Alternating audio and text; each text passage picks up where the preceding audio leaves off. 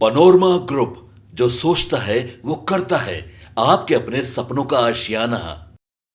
नमस्कार, आप देख रहे हैं सिटी पोस्ट लाइव। मैं हूं सृष्टि राज। जहानाबाद से एक रेप की खौफनाक खबर सामने आई है, जिसमें एक मासूम लड़की के रेप की मामला सामने आई है, जो कि उस लड़की को फिर जहानाबाद से पटना के मेदांता अस्पताल में भर्ती कराया गया था और इलाज के दौरान पीड़िता की मौत हो जाती है। अब यह मामला सियासी गलियारों के साथ साथ लोगों के बीच भी आक्रोश का माहौल बन गया है। आइए विस्तार में जानते हैं पूरे मामले के बारे में chief editor Shrikant Pratyush sir से। सर, क्या है ये पूरा मामला?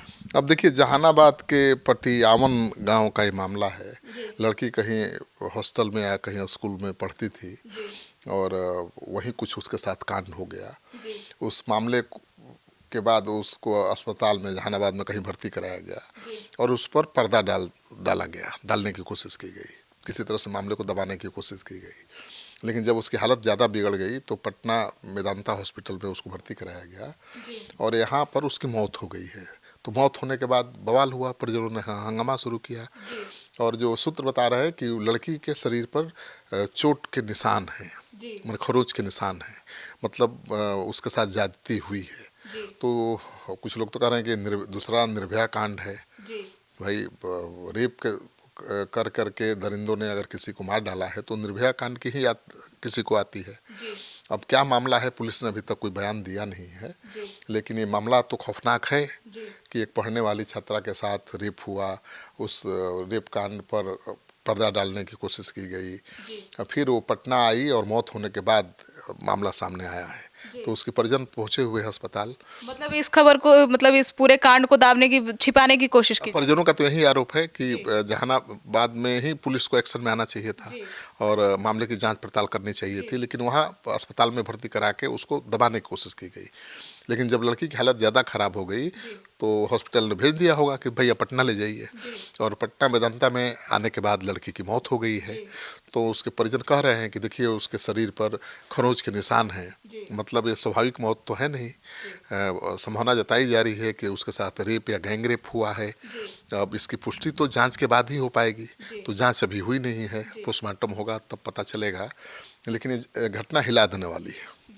सर, तो मतलब जहानाबाद पुलिस ने इस मामले को दाबने की कोशिश की थी, मतलब प्रशासन की गलती? घटना तो जहानाबाद में ही हुई है, वहीं की छात्रा है, पटियावा गांव की छात्रा है और डिटेल जानकारी अभी नहीं आई है कि वो किस स्कूल में पढ़ती थी, कब और कैसे उसके साथ ये खौफनाक वारदात हुई। लेकिन जब अस्पताल में वो भर्ती हुई तब लोगों को पता चला।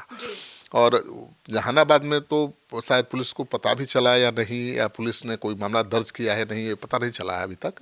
लेकिन जब पटना वो इलाज के लिए आई और जब उसकी मौत हो गई तब मामला सामने आया है मीडिया के सामने। तो कुछ घंटे पहले की खबर है कि लड़की अस्पताल में आई और वहाँ उसकी मौत हो गई है।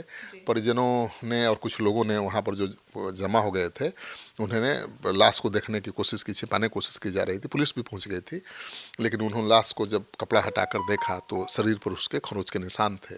तो लोग तरह तरह के अटकलें लगा रहे हैं कि लड़की के साथ गैंग रेप हुआ है और उसके बाद उसको मारने की कोशिश की गई है और लड़की की मौत भी हो गई है। तो मामला तो बहुत गंभीर हो गया है और राजधानी पटना में आके खुलासा हुआ इस मामले का, तो अब इसको दबाना तो मुश्किल होगा। अब देखिए, अब जांच से आगे बढ़ेगी, पुलिस कुछ कहेगी तब पता चलेगा, क्योंकि पुलिस का अभी तक कोई बयान सामने नहीं आया है, ना तो जहानाबाद पुलिस का और न ही पटना पुलिस का। हाँ, मेदांता हॉस्पिटल में पुलिस की जिप्सी पहुंची थी, तो पुलिस को बुलाया गया होगा अस्पताल के द्वारा, क्योंकि जब भी इस तरह के मामले आते हैं जहाँ पर